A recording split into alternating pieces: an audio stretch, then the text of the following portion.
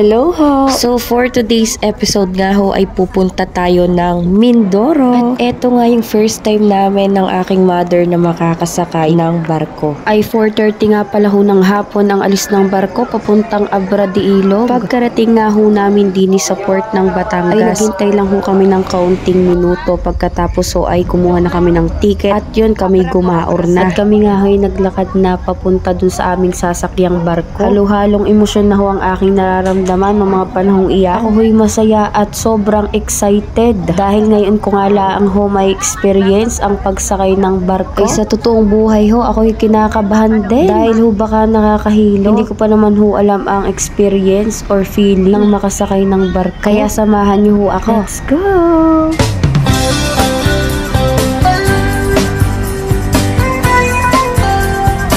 Abay, finally, ari na nga ho, naririnig na kami sa loob ng barko. Ay pagkakaganda naman ho ng tanawin. Andini ho kami sa second floor at maya-maya daw ho ay pupunta kami sa may third floor sa pinakataas. Di rin ho nagtagal pagkasakay ho namin. Ay kami ho ay lumarga na. Ay pagkakasarap nga pala hong sumakay din eh. Hindi pala nakakahilo. So ayun na nga ho, kami nagpahinga lang ng kaunti at kami pumunta na din sa taas. Grabe ho, sobrang ganda. Sobrang sarap din hong sumakay sa barko. At kita nyo naman ho ang aking mother ay tuwang-tuwa eh pagkakasaya baga. Ay syempre ako i-emote din, maaari gahong si mother laan.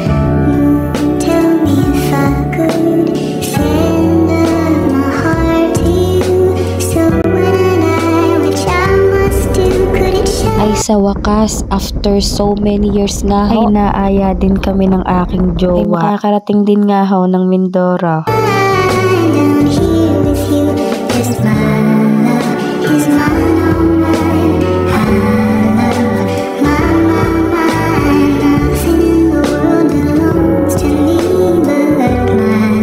Tapos nga ho namin magpiksuran din sa itaas. Ay kami naman ho'y babalik na uli sa second floor at kami daw ho ay kakain. Ay bago nga ho kami kumain ay pumunta muna kami din sa CR. Ay pagkakaganda nga naman ho ng CR din eh. At nagre-retouch na si mother. Hala sige, kuskus. Tama na iyan mother at maganda na. Ay kako nga ho, videohan muna ako din at mag-i-emote uli ang person. Ang sabi ay kakain, hindi magbibidyo, magpipiksor. Ay siya, tama na ho, tara nang kumain. Pasal na daw ang mga person. Tunay nga hong pagkakasarap humigop ng mainit na sabaw na rin cup noodles kapag nasa barko kayo. Ay pagkatapos nga ho namin kumain ay kami ho muna ay umidlip. Saglit lang naman ho. Sabi ko nga ho sa sarili ko ay ayaw kong tumulog. Dahil sayang ho, gusto ko pa namang makita ang mga view. Aba, ay pagkakasarap ng tulog ng aking jowa. Ay grabe nga ho, pagkakaganda ng view din eh. Sobrang nakaka-inlove yung view, grabe. Tas napakakalmado lang ho ng dagat.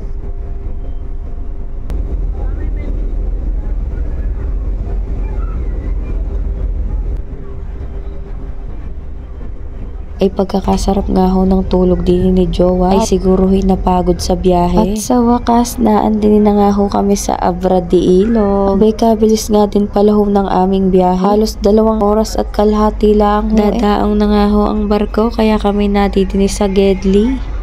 So ngayon ho ay nandun na kami sa port ng Abra de Ilog. Mag-aalas 6 nung kami nakarating. At ngayon nga ho ay pupunta naman kami sa terminal. So hanggang dito na lamang ho muna. Huwag nyo hong kalimutang mag-follow at mag-like dahil meron pa ho itong part 2. Bye!